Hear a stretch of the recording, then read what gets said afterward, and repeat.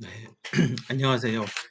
이번 시간에는요, 그 에너지 밴드 모델에 대해서 한 번 더 리비지티드, 그 도핑에 대한 내용을 공부했기 때문에 도핑 할 때 그 불순물을 실리콘 원자에 넣는데 그 불순물이 에너지 밴드 다이어그램 상에서 어떻게 표현되는지를 좀 공부할 거고요. 이후에는 더멀 이퀄리브리엄이 무엇인지, 그다음 마지막으로는 어, 전자가 우리가 몇 개가 있는지 불순물을 넣으면 총 전자의 농도를 제어할 수 있다라고 공부했는데요. 이것을 좀 더 깊이 있게 들어가서 총 전자의 개수뿐만 아니라 예컨대 총 전자가 단위 부피당 1세제곱센티미터 정도의 작은 실리콘 시편 내에 뭐 예컨대 10의 15승계가 자유전자가 생겼다라고 합시다. 그 10의 15승계의 전자가 전부 다 동일한 에너지를 가지고 있을까요? 실제 그렇지는 않을 거예요. 서로 다른 에너지를 가진 자유전자 10의 15승계를 첫 번째 자유전자는 에너지가 뭐 한 1 일렉트론 볼트고 10의 15승번째 마지막에 줄 서 있는 자유전자는 에너지가 뭐 2 일렉트론 볼트다. 이것을 어떻게 에너지 밴 다이어그램에 잘 표시할 수 있을까? 이걸 좀 다른 말로 표현한다면 각 에너지별로, 각 에너지 값별로 자유전자는 몇 개씩 있느냐? 그걸 다르게 얘기하면 자유전자의 농도를 우리가 스몰 n이라고 표현을 했었는데요. 이 스몰 n을 이제 에너지별로, 에너지에 대한 함수로 자유전자를 찾아보자는 겁니다. 그래서 뭐 에너지에 대해서 자유전자의 개수가 어느 정도 있는지를 그림으로 그린다면 어떻게 될 것인가입니다. 예컨대 여기 컨덕션 밴드의 엣지를 나타내는 에너지 값이라고 한다면 이거보다 높은 에너지를 가진 자유전자들이 여기저기 있을 텐데요. 이게 각 에너지 값별로 몇 개씩 있는지를 이제 찾아봐야 되겠죠. 아마 답을 그리고 있지만 제가 이런 형태를 띌 겁니다. 컨덕션 밴드에서 대충 특정한 값, 보통 이것도 KT 나누기 오버 Q의 2분의 1 정도 되는 위치에 이 정도 에너지 간극을 가지고 있는 이 에너지 레벨에 가장 많은 자유전자가 분포하고 있다고 알려져 있습니다. 그래서 이런 부분들, 전자의 농도를 각 에너지별로 한번 찾아보려면 우리가 어떤 일을 해야 되는지 상세하게 챕터 2 2.4절에서 다룰 예정입니다. 자, 본격적으로 얘기에 들어가기 전에 여기에 간단한 중요한 상수값들을 소개하고 있습니다. 첫 번째로 전자 하나가 가지는 단위 전하량을 표시하는 거고요. 일렉트로닉 차지. 단위 전하량 Q가 있고 1.6 곱하기 마이너스 10의 마이너스 19승 쿨롱입니다. 여기 나와 있는 상수들은 웬만하면 다 기억을 해주면 좋겠습니다. 물론 시험 문제를 내거나 숙제를 할 때는 뭐 충분히 이 숫자들을 다 제공해 줄 겁니다. 하지만 여러분이 반도체 분야에서 전문가로 이렇게 발돋움하기 위해서는 이 정도 숫자들은 머릿속에 기억을 해주면 좋겠습니다. 하지만 잘 기억이 안 될 거예요. 그래서 백지를 펼쳐놓고요. 한 20번 정도 쭉 이 얘기를 여기 나와 있는 숫자를 써보세요. 그럼 아마 손에 익어가지고요. 금세 기억할 겁니다. 20번 쓰는 일이 별거 아닌 것 같지만 한번 종이 펼쳐놓고 20번 1.6 곱하기 10의 마이너스 19승 쿨롱. 단위 전하량은 1.6 곱하기 10의 마이너스 19승 쿨롱. 단위 전하량은 1.6 곱하기 10의 마이너스 19승 쿨롱. 이렇게 20번 딱 연속으로 하고 나면요. 머리에 확실히 남을 겁니다. 꼭 해보기를 바랍니다. 제가 학부 시절에 공부가 잘 안 될 때 또는 외워야 하는 것들이 있으면 저렇게 20번 이상, 사실 저는 뭐 그렇게 머리가 좋지 않아서 20번 하니까 안 될 때는 20번 넘어서 뭐 30번, 40번씩 했더니 다 외워졌습니다. 꼭 해보길 바랍니다. 그 다음에 퍼미티비티라고 하는 건데요. 그 유전 상수입니다. 근데 이제 프리 스페이스니까요. 아무것도 존재하지 않는 공간, 즉 진공 상태가 가지는 그 유전 상수 값이 어느 정도인지를 나타내는 수치입니다. 그래서 여기 유전 상수 값 대비 진공이니까요. 예를 들어 실리콘이라고 하는 재료는 퍼미티비티 값이 얼마이냐라고 할 때는 항상 이 진공값, 입실론 실리콘의 경우는 진공값 대비 상대적으로 얼마나 높은 수준의 그 유전상수 값을 가지느냐라고 표현해서 여기를 이제 렐러, 렐러티브 상대적인 그 퍼미티비티다 뭐 이렇게도 표현을 합니다. 실리콘 재료의 경우 이 값이 약 11.9 정도 나오고요. 또 우리가 앞으로 많이 사용할 실리콘을 산소와 결합시킨 산화시킨 SiO2라고 하는 절연체는 Dielectric Relative Permittivity 값이 약 3.9 정도 나옵니다. 외우기 힘드니까 그냥 12하고 4 이렇게 외우면 되겠습니다. 진공 상태 그 자체는 입실론 낫의 값은 8.854 곱하기 10의 마이너스 14승 페럿 퍼 센티미터입니다. 페럿은 그 캐파시턴스 공부할 때 나왔던 단위일 겁니다. 볼츠만 상수라고 하는 거 K 이거 무지하게 앞으로 많이 쓸 겁니다. K는 8.62 곱하기 10의 마이너스 5승 일렉트론 볼트 퍼 켈빈에 해당합니다. 플랑크 상수는 일반 물리학 시간에도 많이 배웠을 겁니다. 4.14 곱하기 10의 마이너스 15승 일렉트론 볼트 곱하기 세컨드가 될 거고요. 자유전자 하나가 가지는 절대적인 질량값입니다. 나중에 유효 질량에 대한 개념도 배우게 될 텐데 여기서는 절대적인 질량값을 우선 써두었습니다. 전자 하나의 몸무게는 9.1 곱하기 10의 마이너스 31승 kg 정도 됩니다. 마지막으로 아마 앞으로 반도체 분야에 전공을 하고 이 분야에 진출해서 직장도 구하고 공부를 쭉 해 나간다면 이 KT over Q라고 하는 이 이름하여 더멀 볼티지라고 이름을 붙였습니다. 이 값은 꼭 기억하길 바랍니다. 자, 여기 숫자 값은요, 300켈빈에서 at 300 켈빈에서 KT over Q는 26mV 정도 나옵니다. KT 나누기는 영어로 over, over Q 이렇게 하면 됩니다. 그래서 KT over Q는 300켈빈 기준으로 26mV 정도 됩니다. 마지막 나는 이거 다 못 외우겠어요 라고 한다면 가장 첫 번째와 가장 마지막은 꼭 외워주기를 부탁을 합니다. 시험 문제에는 반드시 숫자를 줄 겁니다. 하지만 여러분의 그 반도체 그 전문가로 성장하는 데 있어서 저 정도 수치는 꼭 기억하길 바랍니다. 자, 이번에는 얘기를 살짝 바꾸어서요. 앞서 공부했던 도핑에 대한 얘기인데요. 도핑을 한다라는 것은 순수한 실리콘 결정 재료, 다이아몬드 구조를 가진 실리콘 결정 재료에 실리콘이 아닌 원자, 즉 불순물, impurity atom 또는 도펀트를 주입하는 과정이었습니다. 그러면 그런 불순물들은 실리콘 결정 재료 안에서 실리콘 원자 자리를 대신해서 뭐 보론이건 알세나이드건 그 실리콘 원자 자리를 차지하게 될 겁니다. 근데 그 녀석은 원래 실리콘 원자들로만 만들어진 결정 시스템 구조가 만들어내는, 그러니까 실리콘 결정 재료가 만들어내는 에너지 스테이트들의 모습들은 우리가 이미 앞서 공부하면서 밸런스 밴드, 컨덕션 밴드, 즉 스테이트들의 집합, 즉 밴드가 되는 거죠. 그래서 이렇게 두 개의 밴드로 나누어지고 실리콘만으로 만들어진 결정 재료의 경우에는 여기 컨덕션 밴드와 밸런스 밴드 사이에는 그 어떤 에너지 스테이트도 만들어내지 않는다라고 얘기했습니다. 하지만 지금은 이 실리콘에다가 우리가 알세나이드나 보론이나 이종의 원소, 즉 실리콘이 아닌 호모지니어스 하지 않은 새로운 이종의 원소들이 여기에 들어갑니다. 그 말인즉슨 실리콘과 실리콘들이 막 결합을 해서 이 녀석들이 뭐 파동이 있고 이것들이 뭐 서로 중첩이 되고 해서 새로운 에너지 스테이트 파도 기억나죠? 로하인데 뭐 2H도 만들어지고 2로도 말고 뭐 그런 일들을 마구마구 계산하면 이렇게 새로운 에너지 스테이트들이 막 나옵니다. 근데 만들어 봤더니 에너지 스테이트들이 두 개의 띠를 이루고 있네요. 밴드를 만들고 있습니다라고 얘기했습니다. 하지만 실리콘이 아닌 알세나이드나 보론이 들어오면서 이 녀석들이요. 이렇게 비어있는 밴드갭 지역에다가요. 에너지 스테이트를 하나씩 만들어냅니다.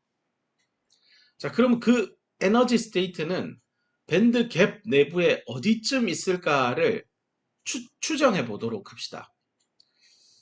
자, 우리가 공부한 대로요.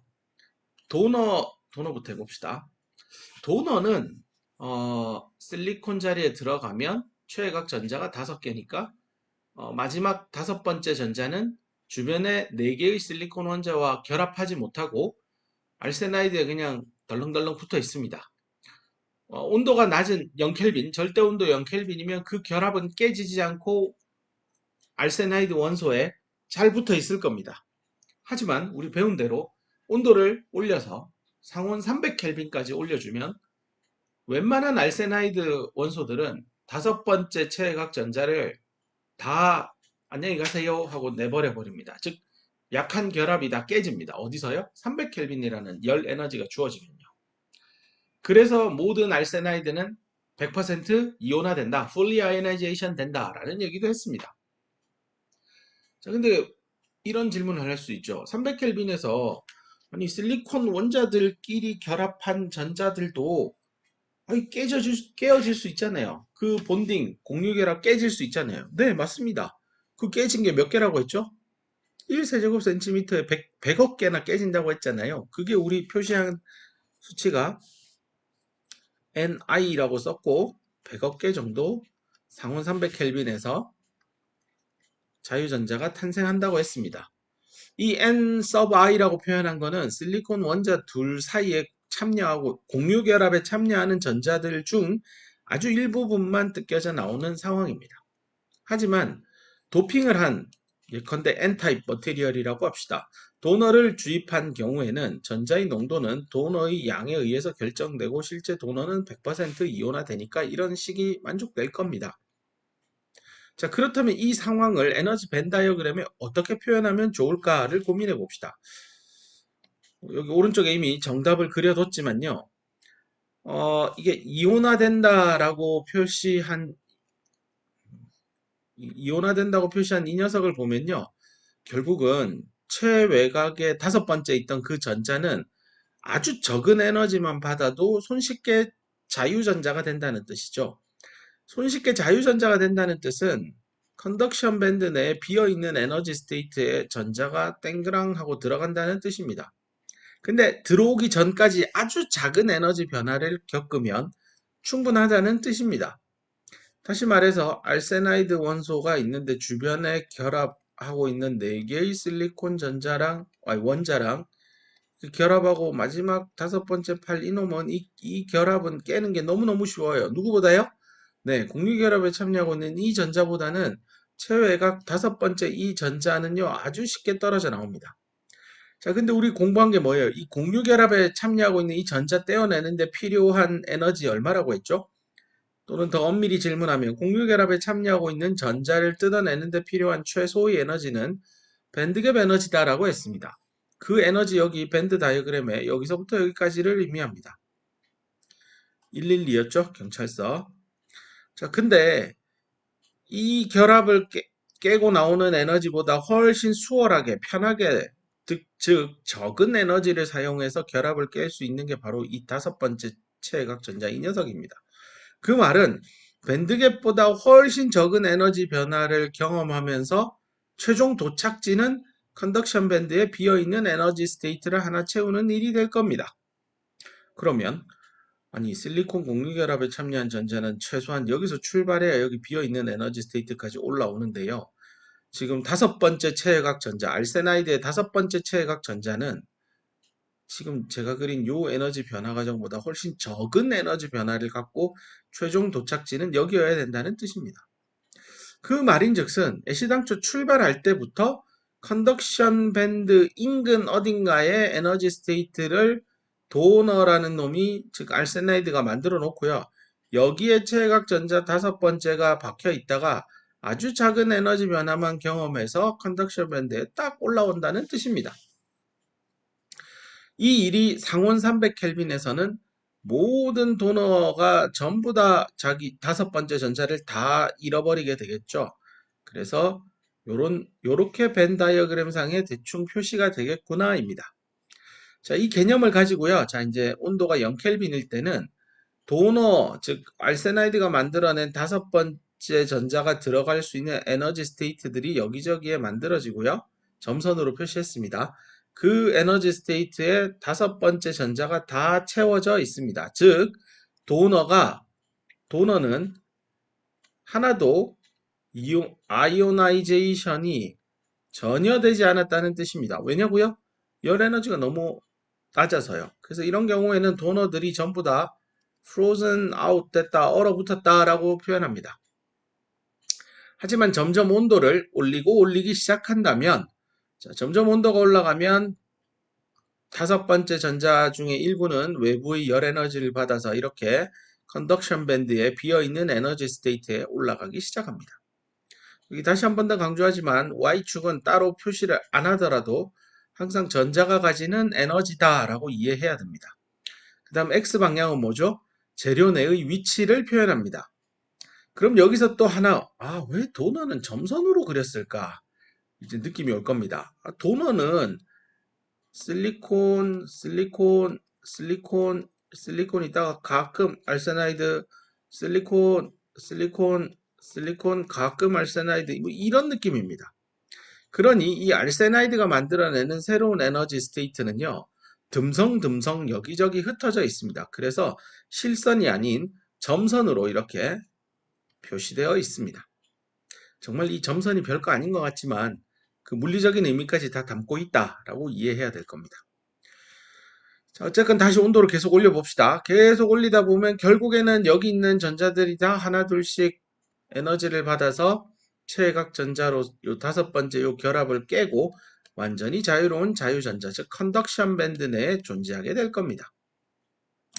자, 이렇게 해서 룸 템퍼러처 상온 300켈빈까지 도달하게 되면 거의 100%다.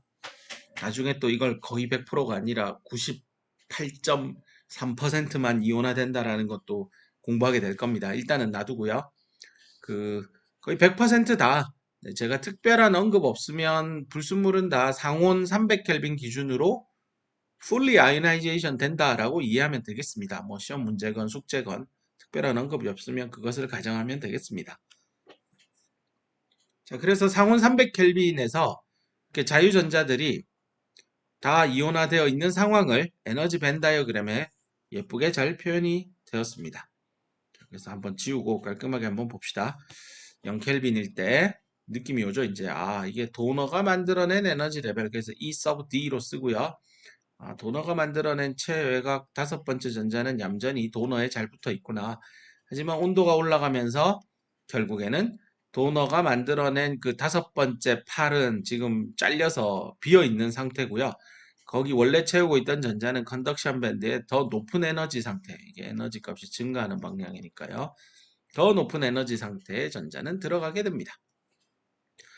자, 이 위에 세 가지 온도를 올려가면서 그린 에너지 밴 다이어그램은 N타입 머티리얼에 대한 얘기이고요.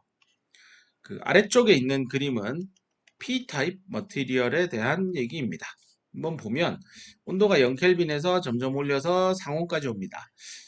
자, 이제 뭐 N타입 설명을 했으니까 P타입도 한번 잠시 강의를 멈추고 생각해 보세요. 억셉터는 자유전자를 받아들이잖아요. 어떤 일이 일어날까요? 한번 생각해 보세요. 우리 억셉터는 말 그대로 전자를 받아들이잖아요. 억셉트 하잖아요. 근데 0켈빈에서는 예를 들어 보론을 예를 들면 보론은 최외각 전자가 3개니까 주변에 4개의 실리콘 원자가 있지만 하나와는 결합하고 싶어도 자기가 공유해줄 전자가 부족합니다. 즉 홀을 하나 머금고 있는 셈입니다. 그래서 그 빈자리 그림으로 그리면 보론은 주변에 있는 실리콘 원자 4개랑 결합을 하겠죠. 실리콘이 하나 내줄 거고요. 보론은 하나, 둘, 셋. 그 다음은 내주고 싶은데 내줄 게 없어요. 그래서 여기에 이미 홀이 박혀 있습니다. 즉 전자가 들어와서 앉을 수 있는 에너지 스테이트가 마련되어 있습니다. 그게 여기입니다. 비어있는 에너지 스테이트가 있습니다. 이제 점점 온도를 올리게 되면 주변의 공유결합에 참여하고 있던 전자 하나가 나 저기 갈래요 하고 간다고 합시다. 공유결합에 참여하고 있는 즉 밸런스 밴드에 있는 전자 하나가요. 비어있는 자리를 찾아갑니다. 그 과정이 여기에 나옵니다. 이때 그 에너지 변화량을 보세요. 얘가 완전히 자유로운 상태로 떨어지려면 최소한 밴드갭 또는 그 이상의 에너지가 필요할 텐데요. 여기서 이쪽으로 오는 과정은요.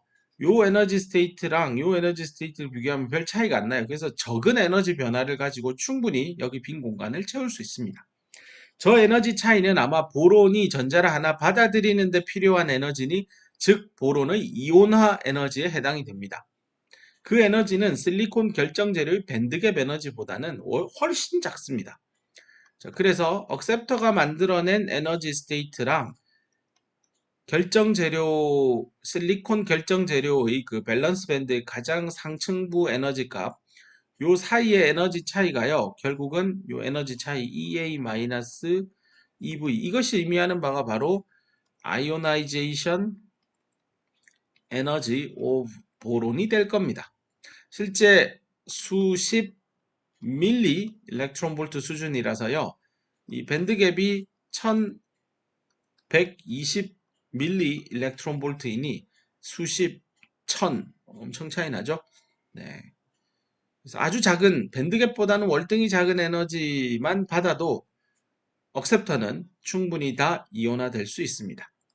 그래서 상온 300켈빈에서는 거의 모든 억셉터들이, 즉 보론이라고 한다면 모든 보론들이 충분히 주변에 있는 전자를 흡수해서 자기 자신이 가지고 있던 빈 공간, 홀을 내어놓게 됩니다. 그 홀은 원래 당초 밸런스 밴드에 존재하던 전자가 여기를 채웠기 때문에 그곳에는 빈자리가 남아있게 된다는 뜻입니다. 아까 옆에 그린 그림으로 따져가 보면 여기에 원래 홀이 있었는데요. 전자가 이렇게 와서 움직였으니 홀이 이쪽으로 왔죠. 그래서 홀이 이렇게 이동한 셈이 됩니다. 그리고 이 홀은 항상 이 공유결합 자리 어딘가에 다 박혀 있을 거고, 여기다 또 이쪽으로도 갈 수 있겠죠, 홀이. 그럼 전자는 이쪽 반대로 오는 거고요. 그래서 밸런스 밴드 안에 이렇게 자유전자가, 아니, 저기 원래 공유결합에 참여한 전자가 다 어디론가 가죠. 그 어디가 바로 여기 억셉터에, 네, 요 빈자리를 채웁니다. 그래서 거꾸로 홀이 내려오는 셈입니다. 다시 한 번 더 설명하면, 여기 원래 홀이 있었는데요. 이게 밸런스 밴드로 내려오면서 여기에 있던 전자는 위로 올라가는 셈이다, 이렇게 보셔도 됩니다. 그래서 보통 상온 300켈빈, 뭐 D램이나 랜드나 CPU, GPU, 뭐 AP들이 동작하는, 집적 회로들이 주로 동작하는 온도 영역은 300켈빈 기준으로 뭐 기껏해야 플러스 마이너스 뭐 50도에서 100도 정도 수준이에요. 그래서 주로 상온 300켈빈에서 어떻게 동작하는지 잘 이해하는 것이 대단히 중요합니다. 자, 어쨌건 에너지 밴 다이어그램에서 억셉터들이 어떻게 이온화되는지, 어떤 에너지 변화를 겪으면서 전자를 억셉트 하는지 벤 다이어그램에 명확히 표시했고요. 도너 역시 위쪽에 가보면, 네, 도너 역시 원래 여기 있다가 그 위로 올라가서 여기가 텅텅 비게 됩니다. 만약에 도너랑 억셉터를 동시에 주입하면 에너지 벤 다이어그램을 어떻게 그리면 될까요? 네, 결정 실리콘 소재에다가요, 나는 도너도 넣습니다. 나는 억셉터도 넣습니다. 뭐 이렇게 표시하면 될 겁니다. 그래서 도너의 에너지 레벨, 억셉터의 에너지 레벨 이렇게 표시해 주면 될 겁니다. 상온 300켈빈이면 저 점선을 뭐 점으로 채울 일은 없을 겁니다. 도너의 경우는. 하지만 억셉터의 경우는 저 점을 다 점으로 딱딱딱딱 다 찍어주면 될 겁니다. 네. 자, 계속해서 조금 전에 했던 얘기를 조금 더 깊이 있게 들어가 봅시다. 지금은 이제 N타입 반도체 재료에 대한 얘기인데요. 보자. 네. 자, N형 반도체입니다. 그래서 도너를 충분히 주입을 했고요. 그래서 도너의 에너지 스테이트가 여기저기 X 방향을 따라 만들어져 있습니다. Y축은 특별히 말하지 않아도 항상 전자의 에너지입니다. 자유전자의 농도를 스몰 n이라고 했습니다. 즉 단위 부피당 몇 개의 자유전자가 있느냐에 대한 개념인데요. 현재 순수한 반도체 재료에다가 도너를 넣은 건데요. 일단 0켈빈이라는 온도니까 모든 게 다 얼어붙습니다. 즉 공유결합에 참여하고 있는 전자들, 즉 밸런스 밴드에 들어있는 전자들은 그 공유결합을 깨지 못하고 그대로 남아있을 겁니다. 뿐만 아니라 도너의 최외곽에 있는 다섯 번째 전자 역시 그 자리에 그대로 다 박혀 있습니다. 결국은 컨덕션 밴드는 사실상 전자가 들어올 수 있는 에너지 스테이트들은 충분히 available, 이용 가능하죠. 전자들이 들어와서 앉을 수는 있으나 거기에 들어가 있는 전자는 하나도 없습니다. 그래서 자유전자의 농도는 0입니다. 다시 말해서 N타입 반도체 재료이지만 온도가 0켈빈이 되면 전류를 흘리는 데 필요한 전자가 단 하나도 없으니 이건 사실상 부도체입니다. 자, 그 다음 온도를 올려봅시다. 조금 더 올리고 더 많이 올리고 해봅시다. 보통 여기를 이제 300켈빈이라고 합시다. 네, 룸 템퍼러처라고 합시다. 자, 온도가 쭉쭉쭉쭉 올라가면서 여기 도너에 있던 최외곽 5번째 전자는 손쉽게 떨어져 나옵니다. 왜냐하면 도너가 이온화되는데 필요한 에너지는 생각보다 작거든요. 여기 이미 벤 다이어그램에 표시된 대로 이거 역시 수십 밀리 일렉트론 볼트 수준입니다. 잠깐 다음 슬라이드 좀 가보면 저것이 정리된 게 여기는 안 보이네요. 다음에 그 정리된 테이블이 나오면 한 번 더 설명드리겠습니다. 보통 약 50 밀리 일렉트론 볼트 수준입니다. 이 원소 따라 조금씩 차이 납니다. 자, 그래서 온도를 올리면서 여기 보시듯이 원래 여기 있었는데 이게 올라가서 여기에 자유전자가 됩니다. 그러면 자유전자가 카운트 되겠죠. 결국은 총 자유전자의 농도는 도너 중에 몇 개나 이온화됐느냐가 결판낼 겁니다. 그래서 자유전자의 농도 N은 이온화된 도너의 개수랑 같아지게 될 겁니다. 물론 여기서 한 가지 주의해야 되는 게 이 녀석입니다. 공유결합에 참여하고 있는 전자도 비록 온도는 낮지만 완전한 0켈빈이 아니기 때문에 일부 밴드갭 에너지를 극복하고 아주 럭키한 에너지들이죠. 또는 굉장히 뜨거운 에너지, 핫 캐리어라고도 표현하는데요. 이 열 에너지가 사실은 골고루 다 분배되지 못합니다. 결정 재료 안에서 특정 지역에 열이 모일 수도 있고요. 그러다 보니까 특정 공유결합에서는 결합이 깨지기도 해요. 하지만 이렇게 공유결합에 참여하고 있는 전자가 이렇게 자유전자가 되는 이 개수는 이온화되어 있는 도너의 양보다는 훨씬 작습니다. 그래서 엄밀히 얘기하면 로 템퍼러처에서 도너 안 넣었다 치고 순수한 실리콘 소재가 가지는 인트린직한 순수한 반도체 재료가 가진 자유전자의 농도가 있을 겁니다.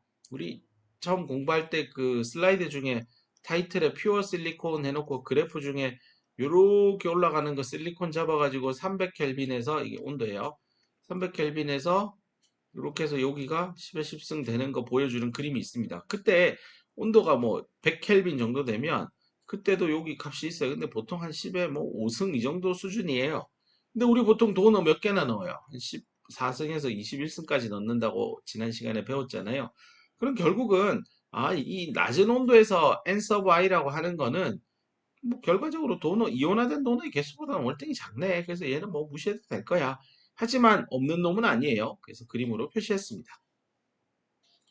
자, 그래서 이제 룸 템퍼러처까지 올립시다. 그러면 자유전자의 농도는 뭐 거의 대부분의 도너가 다 100% 이온화되니까 이런 관계가 성립될 겁니다. 그래서 도너의 양에 의해서 자유전자의 양이 결정될 겁니다. 실제 벤 다이어그램에서 도너의 에너지 스테이트에 여기 모든 전자들은 다 컨덕션 밴드로 올라갔다는 걸 표현하고 있습니다. 하지만 일부 또 공유결합에 참여하고 있는 녀석들은 어, 자유전자가 될 수 있습니다. 실제 그 NI 값은 300켈빈 기준일 때 그 값이 10에 10승 퍼 큐빅 센티미터라고 100억 외우라고 했었잖아요. 여전히 도핑의 양이 100억보다는 높기 때문에 여기 있는 그림에서 요는 하나 정도만 표시한 겁니다. 자, 이제부터 재미난 일이 생깁니다. 온도를 룸 템퍼러처가 아니라 계속 높이면 자유전자의 농도 N은 어떻게 될 것인가인데요. 여기 왼쪽에 퓨어 실리콘이라고 타이틀 붙어 있던 그 렉처 노트에 가보시면 온도를 300, 400, 500, 600, 700 계속 올리면요. 이 실리콘의 그 공유결합을 깨고 나오는 자유전자의 농도가요. 이게 18승 뭐 더 많이 올라가면 19승 계속 올라갈 겁니다. 근데 생각해 보세요. 도너를 10에 15승 정도 넣었는데 도너는 지금 이미 상온에서 다 이온화됐어요. 뭐 예를 들어 ND를 10에 15승이라고 합시다. 근데 이미 300켈빈에서 자유전자의 농도는 도너의 양에 의해서 결정됐는데요. 온도를 뭐 한 500켈빈 정도까지 쭉 200도나 더 올린 겁니다. 한 230도 올라가고 나면 공유결합에 참여하고 있는 전자들이 어마무시하게 깨어져서 컨덕션 밴드로 올라오기 시작해요. 근데 그 개수가요. 이거는 뭐 도핑과 무관하게 얻어지는 수치잖아요. 그래서 여기 왼쪽 위에 있는 이 그래프에서 뭐 예를 들어 이게 500켈빈 자리에서 읽어봤더니 예를 들어 이 수치가 10에 18승 정도 된다고 합시다.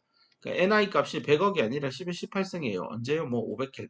이 숫자는 틀릴 수 있습니다. 제가 정확하게 기억을 못하니까 아마 이게 1000켈빈에서 이 정도 나오긴 할 거예요. 한번 그래프를 찾아서 확인해 보기를 바랍니다. 근데 1000켈빈까지 엄청나게 뜨겁게 올리면은 엔서바이 도핑과 무관하게 실리콘 그 자체가 만들어내는 자유전자의 농도가 10의 18승에 달해요. 근데 우리가 주입한 도너의 양은 고작 10의 15승이에요. 거의 1000배 차이 나죠? 결국 도너 여기 에너지 스테이트에서 이렇게 전자를 올려준 게 10의 15승계인데요. 1세제곱센티미터에. 공유결합 깨고 이렇게 마구잡이로 올라오는 이 녀석들은요. 무려 단위 부피당 10의 18승계나 있어요. 그러면 결국 자유전자의 농도는 Ni 언제요? 1000켈빈일 때 거랑 그다음에 도너의 양 이렇게 더하면 되겠는데 사실 이게 18승이고 이게 15승이면 뭐 18승 15승이면 1000 더하기 1이니까 이거 무시해도 돼요. 결국은 자유전자의 농도는 그 고온 영역에서 그 실리콘 재료 자체 그 고유한 실리콘 인트린직 진성 있는 그대로의 그 실리콘 결정 재료가 내뱉어내는 전자의 개수에 의해서 자유전자 농도가 결정된다는 뜻입니다. 그래서 여기 낙서한 걸 좀 지우면요. 여러분 책의 그림에 이게 이제 이해가 될 겁니다. 하이 템퍼러처에서는 자유전자의 농도는 실리콘 그 자체가 도핑 농도와 무관하게 뱉어내는 전자의 농도가 되는구나. 이렇게 이해하면 되겠습니다. 자, 이것을 그림으로 한번 그려볼게요. Y축은요, 자유전자의 농도를 불순 도너의 양에 나누기 한 값입니다. 그 다음에 X축은 온도이고요. 절대 온도로. 그래서 상온 300켈빈 기준으로는요. N이 ND랑 같으니까 N을 ND로 나눈 값은 1이 될 겁니다. 그래서 여기 1.0 있는 요 지점에 점이 찍힙니다. 자, 이렇듯이 뭐 조금 온도 낮춰도 여전히 도너는 다 이온화될 거고 조금 높여도 도너는 다 이온화되어 있으니 뭐 N은 ND랑 같을 겁니다. 계속 1의 값을 유지할 텐데요. 이렇게 N과 ND의 값, 즉 이걸 다른 말로 얘기하면 불순물의 농도에 의해서 자유전자의 농도가 결정되는 온도 구간이 있습니다. 그 온도 구간을 extrinsic temperature region이라고 할 겁니다. 하지만 특정 온도보다 월등히 낮아지기 시작하면 전자의 농도는 내가 주입한 도너의 양보다 작습니다. 즉 N 나누기 ND라면 1보다 작은 값이 됩니다. 이거 왜 이렇죠? 네, 도너가 완전히 다 이온화되지 못합니다. 즉 일부 도너들 여기 보이는 이런 도너들은 낮은 온도에서 완전히 이렇게 이온화되지 못하고 체외각 전자 다섯 번째 체외각 전자가 그대로 불순물에 붙어 있다는 뜻입니다. 그래서 N은 ND보다 작기 때문에 그 값을 찍어보면 이런 식일 거고 온도가 더 낮아지면 낮아질수록 결국에는 모든 그 체외각 전자 다섯 번째 체외각 전자는 불순물에 그대로 붙어 있을 테니 자유전자는 하나도 만들어지지 못하는 지경에 이르겠죠. 그래서 여기까지 오게 될 겁니다. 그래서 커브가 이런 식으로 나오는데 이런 온도 구간을요. 네, frozen out temperature 또는 뭐 freeze out temperature 이렇게 표현합니다. 자, 마지막으로 아까 제일 우측편에 설명했던 곳입니다. 뭐 대충 한 450켈빈 내지는 한 500켈빈 이상은 요 정도 올라가기 시작하면요. 이 자유전자의 농도는요. 도너의 양보다 많아지기 시작합니다. 그럼 이 자유전자의 농도는 ND에다 뭔가 추가로 알파로 붙은 건데 이거 도대체 어디서 왔느냐? 바로 고온 영역에서 공유결합을 깨고 튀어나온 자유전자가 여기 플러스 알파로 역할을 한 겁니다. 그래서 온도가 올라가면 올라갈수록 N은 ND보다 커져서 그 값은 이렇게 증가하는데 이 상승에 기여하는 거는 바로 여기 그림에도 여기 글자로 표시됐듯이 Ni 나누기 ND를 해본 겁니다. Ni는 300켈빈에서 100억이잖아요. 근데 도핑의 양을 예를 들어 뭐 10의 15승이라고 합시다. 그럼 10의 10승 나누기 10의 15승 하면 이거 뭐 10의 마이너스 5승이니까 0.00001 이렇게 해야 되잖아요. 그 여기 표시를 뭐 요 스케일에 맞춰서 해도 거의 여기 달라붙어 있을 겁니다. 근데 이제 온도가 올라가면 갈수록 요 위에 있는 NI의 값이 100억이 아니라 점점 늘어서 결국에는 10의 15승 근처까지 가는 온도가 대충 이 정도인가 봅니다. 한 550. 그런 다음에 더 올라가기 시작하면 이 가파른 증가가 결국은 자유전자의 농도가 얼마나 더 높아지는지를 결정하는 주요 팩터가 될 겁니다. 자, 그래서 머릿속에 한 번쯤 실리콘 결정 재료가 있다라고 생각하고요. 거기에 내가 도너를 넣었다라고 생각합시다. 온도를 0켈빈부터 300켈빈 지나서 뭐 1000켈빈까지 쭉 올릴 때 이 불순물이 함유되어 있는 N형 반도체 실리콘 재료 안에 총 전자의 농도는 누구에 의해서 각 온도별로 결정될까? 이것을 한번 곰곰이 생각해 보면 여기 슬라이드에 있는 가장 아래쪽에 이렇게 온도별로 나타나 있는 이 네 가지 그림을 충분히 이해할 수 있을 겁니다. 자, 그 다음은 다음에 나오는 얘기를 하기 위해서 필요한 기초적인 약속들 내지는 개념들 한번 짚고 넘어가겠습니다. 이 그림을 보면 왼편은 전자의 에너지가 증가하는 방향. 네, 제가 뭐 여러 번 강조했습니다. 벤 다이어그램을 보는 눈을 키우세요 라고 하면서 전자의 에너지가 증가하는 방향이 바로 이제 플러스 Y 방향이다. 이렇게 플러스 Y 방향이고요. 그다음에 홀의 에너지가 증가하는 방향은 홀은 전자랑 극성이 반대라서 반대 방향. 그래서 내려가는 방향이 홀의 에너지가 증가하는 방향입니다. 벤 다이어그램에서 그러면 전자가 여기도 있을 수 있고 컨덕션 밴드의 다소간 여기 높은 에너지 상태인 여기에도 전자가 있을 수 있습니다. 1번, 2번 하면 누가 더 에너지가 높은가요? 하면 당연히 2번 전자가 에너지가 높습니다. 근데 이 에너지들은 도대체 뭐냐? 무슨 에너지냐인데요. 자유전자가 되잖아요. 컨덕션 밴드에 올라오는 순간 그 정도의 높은 에너지를 가지고 즉 컨덕션 밴드 엣지 E sub C라고 하는 이 에너지 값보다 높은 에너지를 가지는 전자들은요. 자유전자예요. 자유가 뭐예요? 자유롭게 움직이죠. 움직이면 운동 에너지입니다. 그래서 더 높은 에너지 스테이트 예컨대 얘를 뭐 세 번째라고 한다면 이 E1, E2, E3가 가지는 운동량은 또는 운동 에너지는 3번이 제일 커요. 근데 그것을 정량화, 숫자로 어떻게 얘기할 건가인데요. 바로 이렇게 정의할 겁니다. 앞으로 전자가 앉아있는 에너지 값에서 컨덕션 밴드 엣지까지의 에너지 차이, 이 녀석을 우리는 전자의 운동 에너지다라고 정의할 겁니다. 그래서 이 1, 2, 3가 있으면 누가 운동 에너지가 제일 큽니까 하면 3번입니다. 자, 똑같은 얘기를 이번에는 홀에다가도 해봅시다. 홀은 여기를 비울 수도 있고요. 저 깊숙한 곳에 공유결합에 있던 저 전자를 떼어내서 여기를 빵꾸를 낼 수도 있습니다. Y축이 의미하는 바를 잘 상기해 보면 이거잖아요. 홀의 에너지가 증가하는 방향. 그럼 여기 H1, H2, H3 홀이라고 합시다. 누가 더 에너지가 가장 높은가요? 라고 하면 3번 홀입니다. 근데 이 3번 홀은 공유결합 실리콘 본딩 모델을 그림을 잠깐 그려본다면 이렇게 있을 때 여기에 이제 이 홀이 있으면 내가 이쪽으로 가면 전자가 이쪽으로 오겠죠. 그럼 그 홀이 또 옆으로 가서 여기를 비우고 뭐 이런 식으로 퉁퉁퉁퉁 튕겨 다닐 겁니다. 이때 이 홀 역시 움직이는 거잖아요. 다만 공유결합 사이를 왔다 갔다 하면서 움직이겠죠. 그래서 이 홀도 움직이기 때문에 움직이는 에너지, 운동 에너지를 가지게 됩니다. 그리고 그 정의는 밸런스 밴드의 가장 높은 탑 엣지에서부터 얼마나 아래쪽에 홀이 위치하고 있느냐로 표시할 수 있을 겁니다. 그래서 아까 말한 대로 3번 홀이 가장 에너지가 높다라고 했는데요. 이것을 정량화해서 표현한다면 여기 에너지 레벨에서 밸런스 밴드까지의 에너지 차이를 홀의 카이네틱 에너지, 운동 에너지다라고 생각하면 됩니다. 자, 이쯤 되면 이런 질문이 생길 거예요. 위에 전자로 다시 돌아갑시다.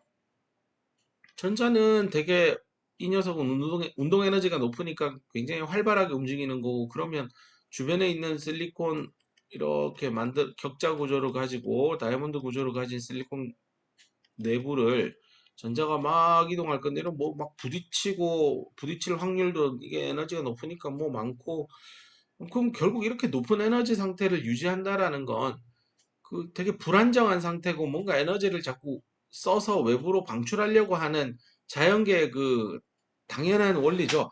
더 낮은 에너지 상태에 들어가려고 하는 그런 입자의 기본적인 움직임들입니다. 그럼 결국은 위에 있는 전자는 웬만하면 여기 아래쪽에 에너지 스테이트가 비어 있으면 나 여기로 갈래요 하고 에너지 이만큼을 밖으로 날립니다. 그래서 이런 얘기를 합니다. 밴드 다이어그램 상에서요. 컨덕션 밴드 내에 있는 전자는 뭐뭐 하려는 경향이 있다. 바로 떨어지려는 경향이 있다. 그래서 이렇게 많은 에너지 스테이트들이 있으면 전자는 그냥 이렇게 퉁퉁퉁 자꾸 떨어져 내려오려는 경향성을 가집니다. 즉 자기가 가지고 있는 운동 에너지를 자꾸 외부에 던져주고 자기는 좀 차갑게 식으려고 하는 경향이 있습니다. 즉 가만히 놔두면 높은 에너지 상태를 유지하기 힘들고 자꾸 에너지를 잃어버린다라는 얘기입니다. 자, 똑같은 얘기를 홀에도 합시다. 홀은 아래쪽에 있을수록 불안정한 더 높은 에너지를 가지는 입자가 되니 더 낮은 데를 찾아갈 겁니다. 근데 가만 벤 다이어그램 그림상으로 놓고 보면 이 구멍 같은 이 홀이요. 자꾸 위로 올라가죠. 이게 마치 이 내부를 전자가 가득 채워져 있는 전자물이라고 한다면 그 물 내부에 마치 공기방울 같아 보일 겁니다. 그래서 홀은 밸런스 밴드 내부에 있는 홀은 뭐뭐 하려고 합니다. float up 윗방향으로 float 위로 둥둥둥 떠 가려고 하는 경향성을 가집니다. 그래서 이 둘을 한마디로 하면 자유전자나 홀들은 하려고 합니다. seek 찾아가려고요. 가장 낮은 에너지 포지션을 향해서 어떻게든 찾아가려고 하는 그런 운동 성향을 가지게 된다라고 보시면 됩니다. 자, 일단은 여기까지 해서 잠깐 끊고 갈게요. 다음 시간에는 더멀 이퀄리브리움에 대한 개념, 그 다음에 페르미 함수, 되게 중요한 함수입니다. 앞서 잠깐 예고편으로 얘기한 대로 총 전자의 농도 N은 뭐 도너의 양에 의해서 잘 결정할 수 있죠. 상온 300켈빈에서. 근데 에너지별로 전자가 몇 개 있는지는 이거 어떻게 계산해야 될까? 네, 거기에 대한 좀 진지한 상세한 얘기로 다음 시간에 들어가 보도록 하겠습니다. 자, 공부한 내용에 대해서 충분히 어, 복습을 하고요. 충분히 이해를 하고 다음 강의를 들어주길 부탁합니다. 오늘 수업 듣느라 고생 많았습니다. 이번 주에 두 번째 무비 클립에서 만나도록 하겠습니다. 수고하셨습니다.